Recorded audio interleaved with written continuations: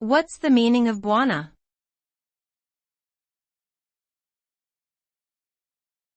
Bwana.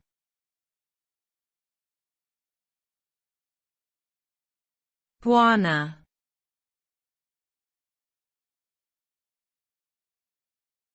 Bwana.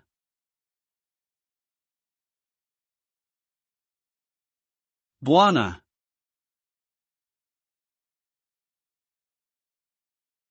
Bwana is a Swahili word meaning master, lord, or boss. It was commonly used during the colonial period in East Africa to refer to white settlers or other authority figures. Today, the term is still used in some parts of East Africa as a polite way to address a respected or important person. The use of bwana can be seen as both a sign of respect and a reminder of the history and power dynamics in the region.